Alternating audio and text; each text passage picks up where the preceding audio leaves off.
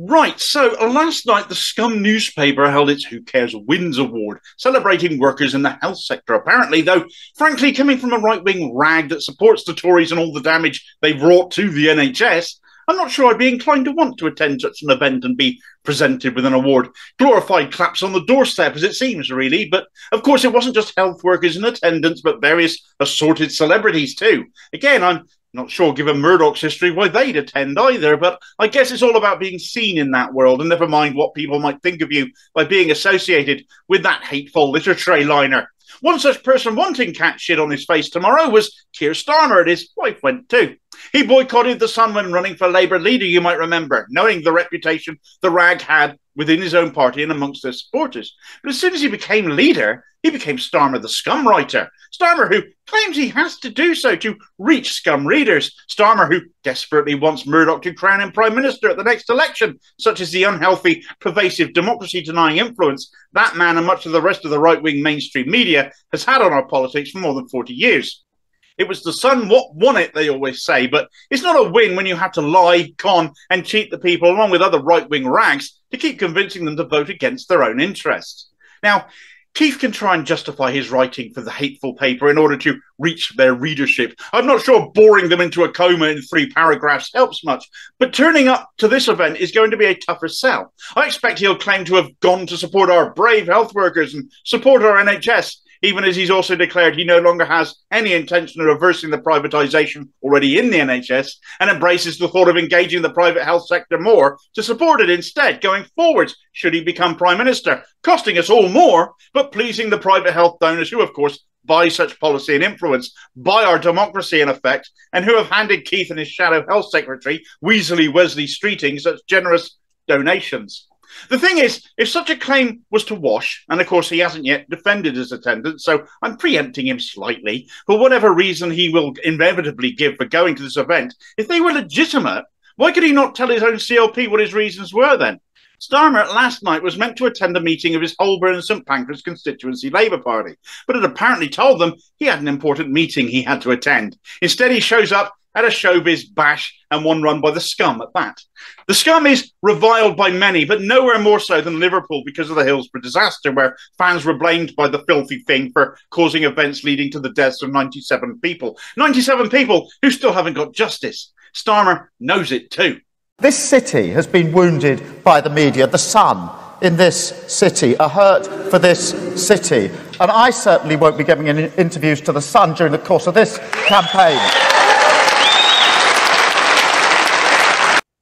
Notably, the recently reselected MP of the Year, Ian Byrne, who won his reselection by the skin of his teeth, despite the Labour Party machine doing all it could to get rid of another left-wing socialist, is also a Hillsborough survivor himself.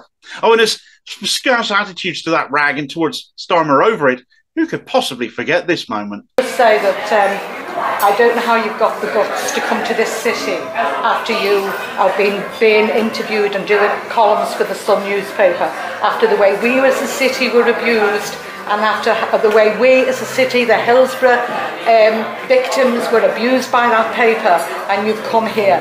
Secondly, you lied to us about uniting the party. I'm still a Labour Party member, and you've expelled and witch hunted in the most vicious way I've ever seen in my lifetime. And I've been a member of the Labour Party for a long, long time. You have absolutely said you had 10 pledges, you were going to carry on the Corbyn legacy. And ever since, you've done nothing but distance yourself from the ideas which tens of thousands of people joined the Labour Party to support, and all you've done is feed into the Tory ideology of not supporting strikes, of carrying on with the privatisation of our health service. You're doing everything to feed into a Tory victory, because we may as well have a Tory if we have a person like you who lies to the party. It's dishonesty. Thank you very much. And our health service is going right down the pan, and you have a big responsibility, the working class people of this country. Can you move back, please? Audrey White there saying what we were all thinking since having been vindictively expelled from the Labour Party shortly after that happened. Nobody who runs to the Sun is fit to lead the country. Nobody running to the Sun wants to do so in public interest, but only for their own career ambitions. And Keir Starmer combines such self-serving desires with an authoritarian streak a mile wide. Getting the current crop of Tories out is one thing, but be careful what you wish for to replace them, because you might be in for one hell of a shock, because just like any Tory, when it comes to Keir Starmer, hell will freeze over before I cast a vote in their favour. Claiming you have to reach out to all people by writing for such a paper might sway some, certainly not all, towards your rationale, but going to what was basically a celebrity knees-up that they threw, you should be rightfully condemned by everyone, including your own CLP, stitched up as you might well have that. Though Tory voters, the only ones you're interested in chasing, of course, might well like all of this. Possibly why Rishi Sunak went as well.